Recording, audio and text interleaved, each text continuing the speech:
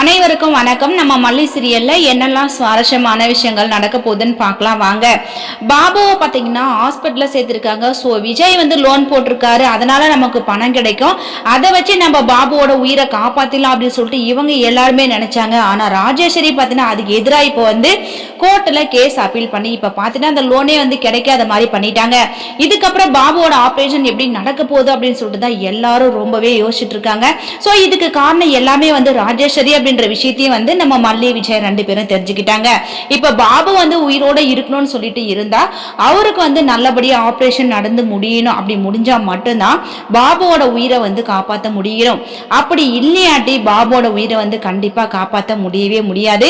இப்படிப்பட்ட ஒரு சூழல்ல நம்ம விஜய் மல்லி ரெண்டு பேரும் போயிட்டு ராஜேஸ்வரி கிட்ட திரும்பவும் உதவி கேட்பாங்களா, இல்ல பாபுவோட உயிரை காப்பாத்துறதுக்காக யாரு உதவி பண்ண போறாங்க அப்படின்றதுதான் ஒரு பெரிய ட்விஸ்டாவே இருக்குது.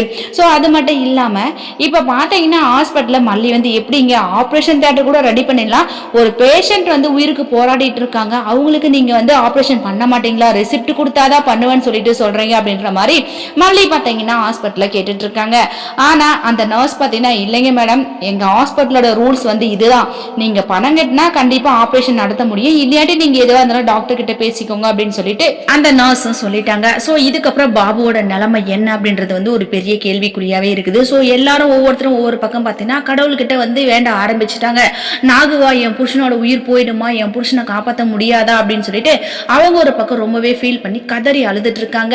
ஸோ யாருக்கு என்ன செய்யறது, என்ன செய்ய போறோம் அப்படின்னு சொல்லிட்டு எதுவுமே புரியலங்க. இப்படிப்பட்ட ஒரு சூழல்ல கண்டிப்பா நம்ம பாபுவோட உயிரை காப்பாத்துறதுக்கு கதிரேசன் தான் உதவி பண்ண போறாரு. ஏன்னா ரேணுகா எந்த மாதிரி ஒரு சூழ்நிலையில இருந்தாங்க, மல்லிதான் கொண்டு கதிரேசன் கூட ரேணுகாவை ஒப்படைச்சாங்க. அதையெல்லாம் யோசிச்சு பார்த்து கண்டிப்பா கதிரேசன் தான் நம்ம விஜய்க்கு உதவி பண்ணி பாபுவோட உயிரை காப்பாற்ற போறாங்க.